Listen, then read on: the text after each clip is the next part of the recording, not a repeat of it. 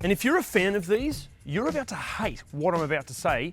Toyota have literally sold millions of these, and they are widely considered to be a very reliable car. But you don't have to look too far to find a big long laundry list of everything that goes wrong. Talk to any large European SUV owner and they'll claim that the 200 series just drives like a truck. Are they right? According to the fans, this is arguably one of the greatest four-wheel drives to ever grace our planet Earth, but are they? How are they aging? What do they like to drive and live with? Should you ever think about buying one? Most importantly, what goes wrong with them? How about we start with the exterior? First up, unfortunately, it is rust. Now, this isn't what we'd call a common issue as such, but it mainly affects owners of light-coloured vehicles or owners in cold climates with salted roads. They have reported some corrosion, specifically under the seals and along the seams, as you can see. Also, check out around the rear axle, actually underneath the entire vehicle, but especially around the rear chassis area and also along the seals. Also, while you're under there checking for rust and corrosion, look for any signs of damage or abuse. Obviously, these are a four-wheel drive, but if they have been abused off-road, not a good sign. Now, depending on which LandCruiser owner you speak to, some of them claim that the paint is incredibly tough and resilient. Others claim it's far too thin and scratches easily. This can come down to the color again, a bit like the rust. Overall, check the entire exterior for any scratches. If you're this way inclined, repainting it or wrapping it is going to cost a bloody fortune. Plus, some of the more pearlescent or metallic colors, they can be a nightmare to match. Now, these are a big, heavy vehicle and they're an automatic only, so they do lean on their brake pads and rotors. So maybe budget for replacements more often than you would on, say, a Hilux or a Corolla. Also, because of the weight, suspension bushes could be considered a consumable item, so budget for that as well. One of the biggest complaints we found on owners groups and forums was complaining about aftermarket equipment being fitted incorrectly or just not working. In fact, we even found a few reports of chassis damage because front bars or rock sliders were fitted incorrectly or they were just shitty items in the first place. If the 200 series you're looking at is loaded with aftermarket gear, just make sure that equipment is really high quality, make sure it's been fitted professionally, actually make sure they've got receipts for everything, and also make sure all that stuff works. You know what? Just go and watch our Ultimate 4x4 Buyer's Guide. It explains all of that and it could save you a fortune. Also, if it is loaded with aftermarket gear or you're planning on loading it with aftermarket gear, keep an eye on your GVM and your GCM, especially if you're towing. Plenty of owners have complained about this and it's not uncommon to see these things blowing through their weight limits. And if you have an accident and you're breaking all of the rules when it comes to weight, it could be a matter of goodbye insurance. Also, when it comes to towing, these are one of the very best tow vehicles money can buy. But if you are in the market, we'd be maybe avoiding any that have been towing a 3.5 ton caravan around Australia. Not only because caravanning sucks, but it puts stress on everything, including your emotional state. But besides all of that, that's about it for common exterior issues. There are the odd sporadic reports of little things here and there, but not common enough to really be worth mentioning. It's really important to remember these were designed and engineered to be as resilient as possible, and the exterior, it is.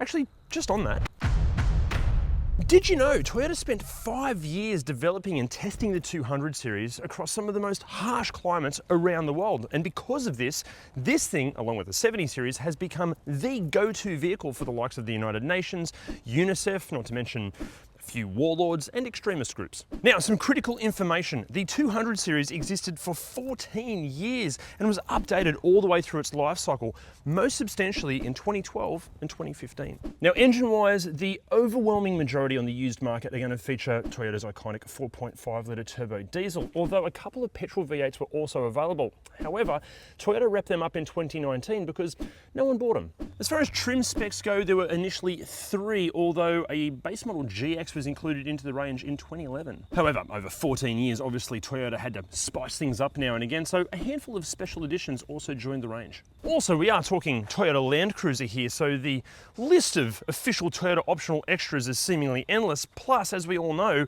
the aftermarket scene for these is huge. We're talking everything from cool retro sticker packs through to 6-wheel conversions and everything in between. Now, if you are looking at buying one of these 6-wheel conversions or an extended frame or a fully loaded, very recent top spec mint condition example, you're going to be expecting to pay anywhere from $200,000 to $250,000. At the other end of the spectrum, around about $20,000, $25,000 will get you into a pretty early base spec with probably over 500,000 kilometers on it, so the price range is huge. Even when it comes to something like this, a 2017 mid-spec VX in excellent condition with about 140,000 Ks on it, even these are asking anywhere from $70,000 to $110,000. So with the pricing fluctuating so much, if you are in the market to finance one of these, it does make sense to get the very best possible finance package. And to do that, you're going to have to hit the driver link down there. That link down there will explain all of the details and benefits, but Driver basically exists to get you the very best possible finance package in the easiest possible way.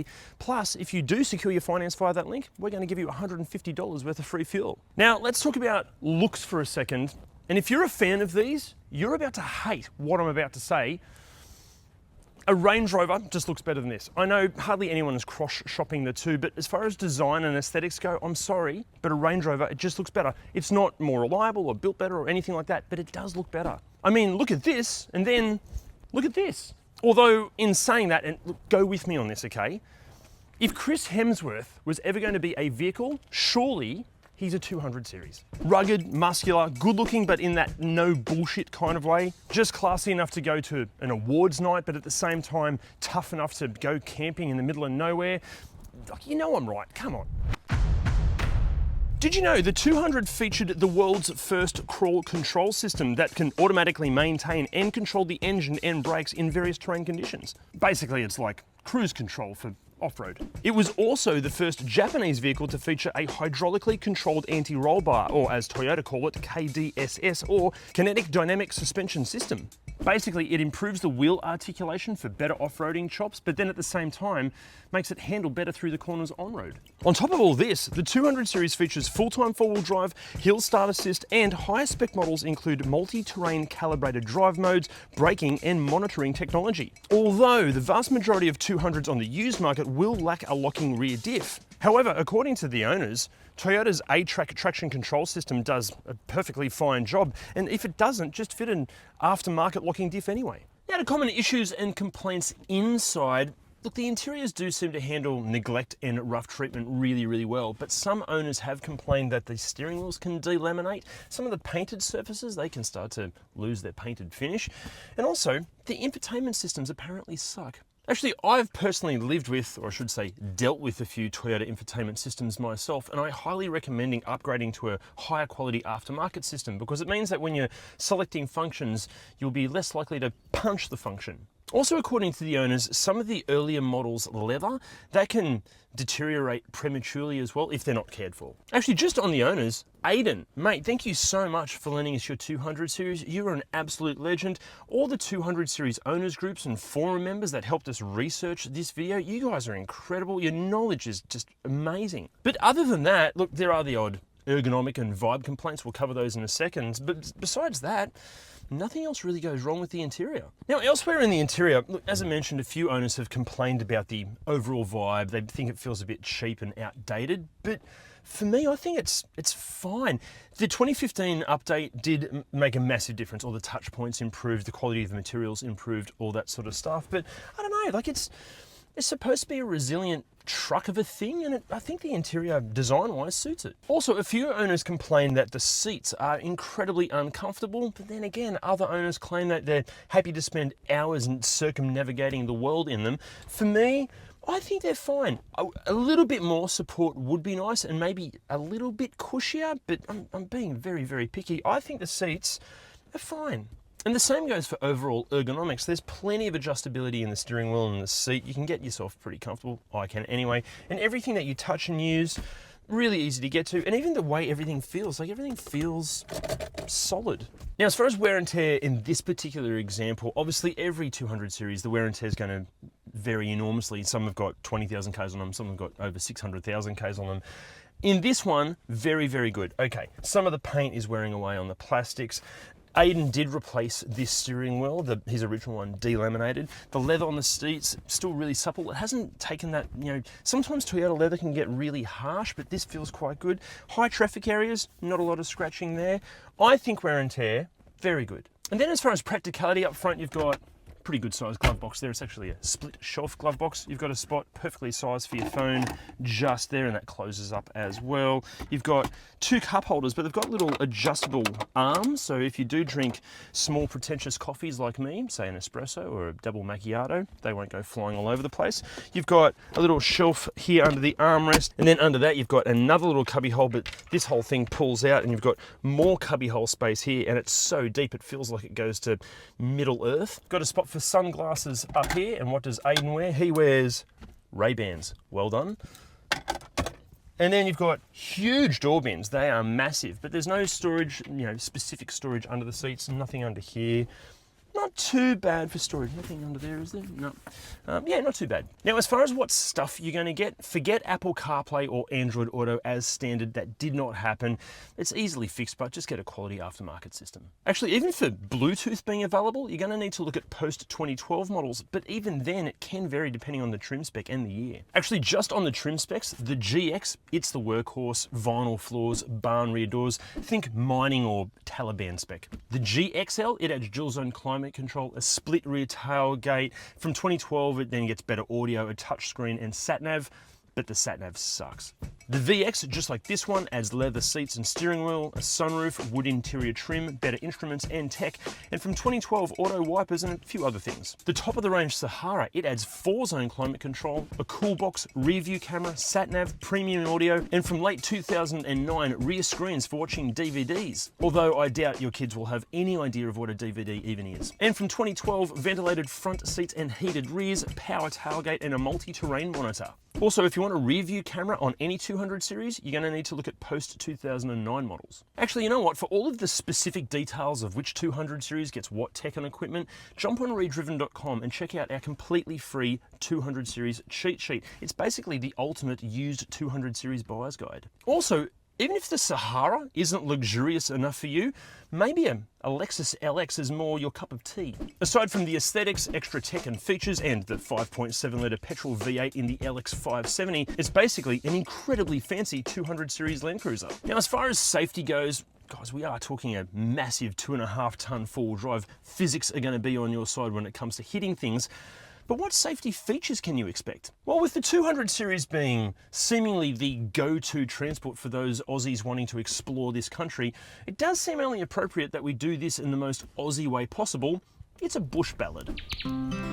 At the very least, 6 airbags true, side curtains for the third row too, with anti-lock brakes and electronic traction to see you through. Stability control, a trusty guide on rugged paths where dangers hide. A hill holder for the steep hillside and hill descent control for the other side. But onward the tale did go of newer models high with features to show. 10 airbags guarding all in tow for safety's sakes on roads that just go and go.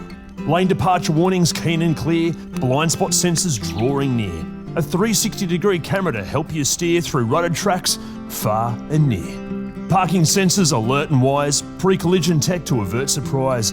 An active cruise control neath big blue skies in the rugged outback where adventure lies. Now in the back seat, I'm exactly 2.5 centimetres shorter than Chris Hemsworth. This is in my driving position.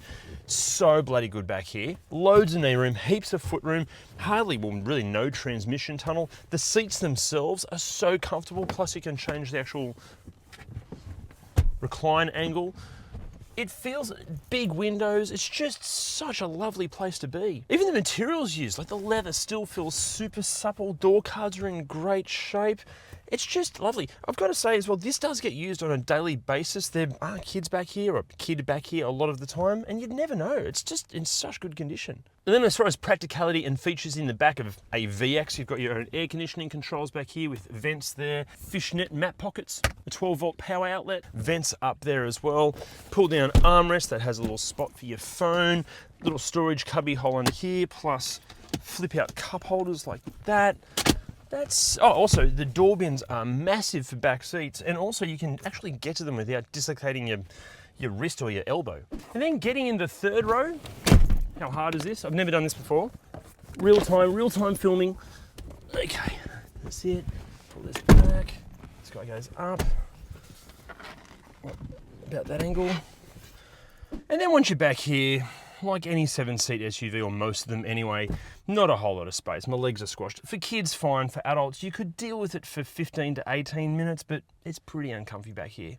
In saying that, the seat itself is quite comfortable. There's just no leg room. As far as practicality and features go, but you've got 2 cup holders here, storage hole here, another cup holder here, another little cutout there, and your own air vents. Then as far as practicality in the boot goes, firstly, I love a split tailgate. This just makes so much sense. It's so easy to get stuff in and out. Also, once you're in, heaps of room back here, and obviously with the second row folded forward, loads of space. Also, getting the third row in place is incredibly simple. Simply pull this lever, this goes down, pull this up, like that, flip that up, done. Putting it away, also simple. Flip that forward, flip that forward, leave that, done. So easy. Talk to any large European SUV owner and they'll claim that the 200 series just drives like a truck. Are they right?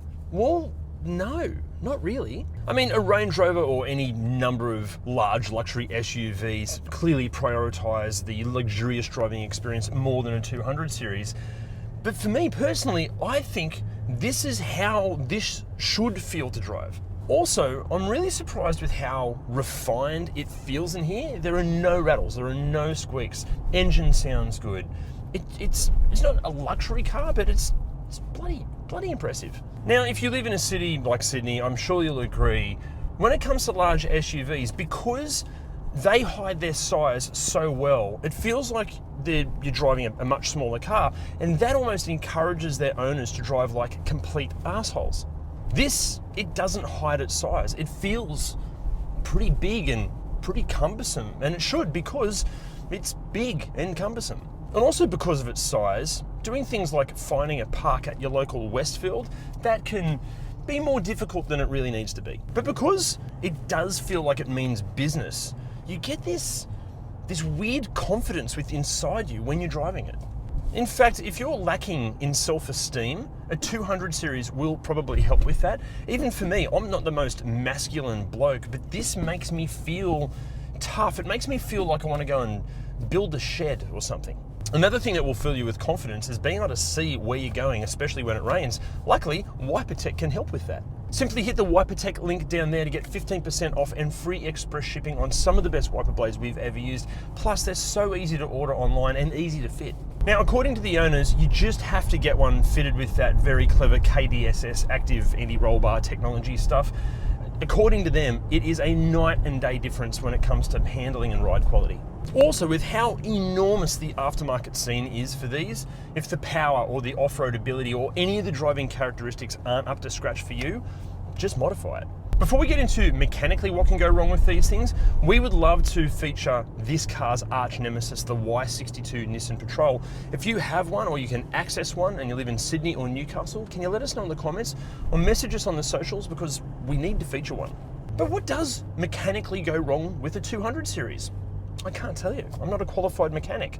Luckily, Jim is. Now today I am going to be realistic and just focus on the more common problems. And yes, the petrols do exist, but by comparison there are hardly any of them out there. So today we're just going to focus on the diesels. The injectors in these can start to get a bit rattly after 250-ish thousand Ks. Or having said that, we've seen them with 300, 400,000 Ks on them without any issues whatsoever. More frequent fuel filter changes definitely helps the whole entire fuel system. We would recommend a new fuel filter on these every 20,000 Ks, even every 10,000 Ks if your budget allows it. And there's not necessarily any need for aftermarket pre-filters, although they are okay, but more frequent factory filters definitely helps. The air filter housing and the air filter in these from the factory are shit. They leak dust, and many of these have died an untimely death due to dusting.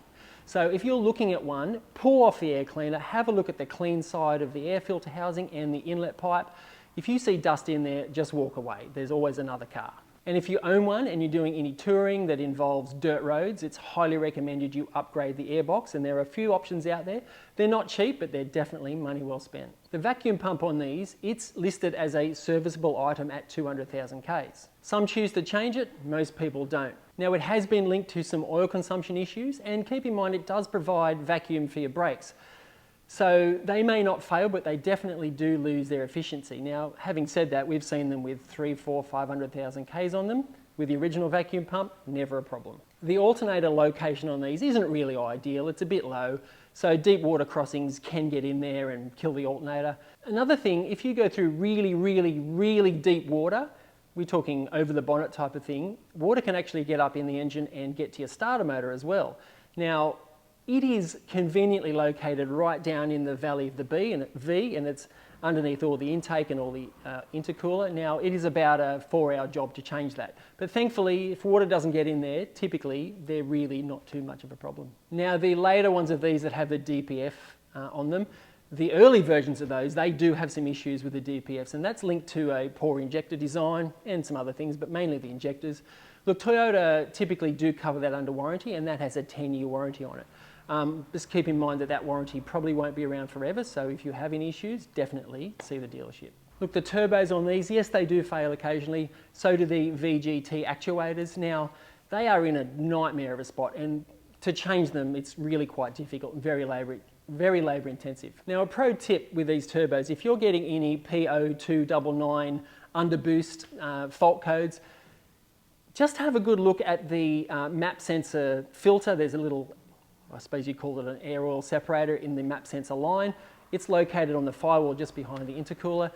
It splits, the lines block up, and if the map sensor's not reading right, it gives you an underboost scenario. So before you rush into spending thousands on turbos, just make sure that is okay. Now, another thing to check before rushing into spending thousands on turbos, sometimes the left-hand turbo can look like it's leaking oil. Now, the crankcase breather is plumbed into the left-hand side, and sometimes if it's breathing a bit heavy, can make that turbo look like it's leaking. Just double check that before spending thousands on turbos. It might not be leaking. The intercoolers on these, they're usually pretty good, but they can split and cause a leak. There are plenty of aftermarket options out there that are way more efficient and pretty good price as well. Now, the servicing on these, the Toyota set a fairly reasonable service schedule of 10,000 Ks, which is pretty good. Now, a pro tip, if you're doing a service on one of these, just make sure that the plastic sleeve that goes inside the oil filter is actually in that oil filter and doesn't get thrown out with the old one.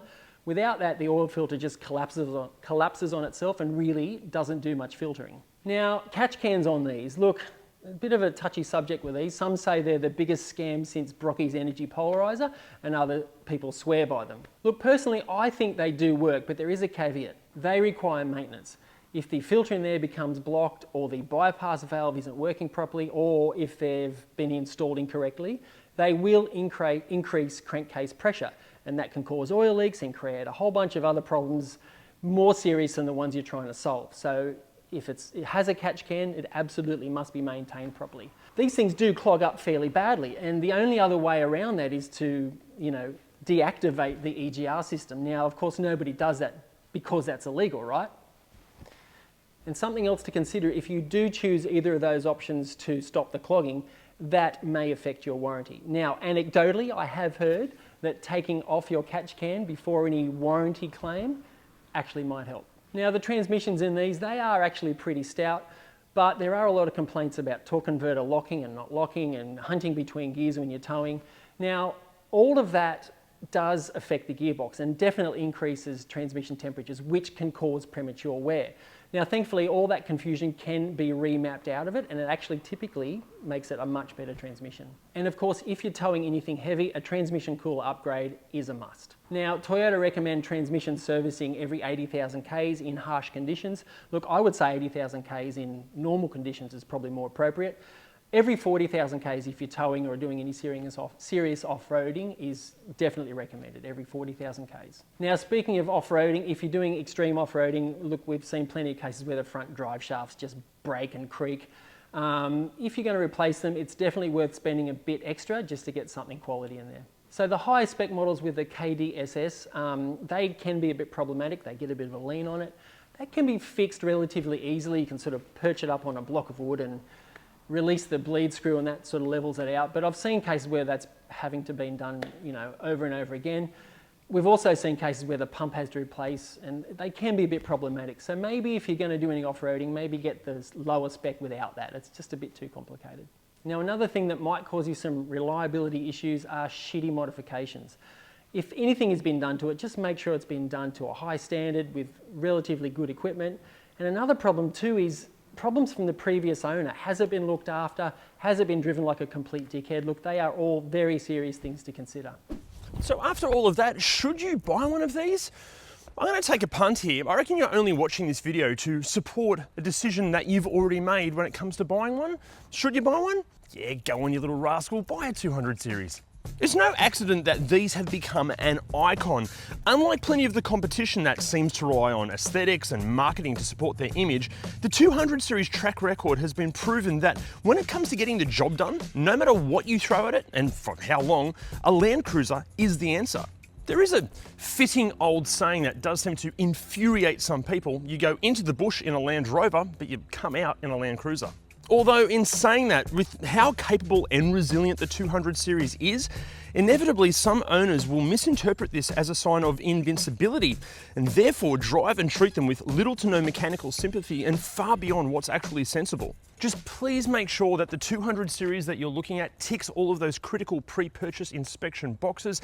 If it's been abused in any way, don't buy it. There are loads of them on the used market. Just wait for the right one to come along. Although, if you're happy to swap rugged reliability for style and sophistication, maybe check this video out. But a question for you, if you weren't to buy this or this, what would you buy instead? Let us know in the comments. See you next time. The alternate. And it's not uncommon. A 4.6 and a 4.7 litre petrol V8 brain gone.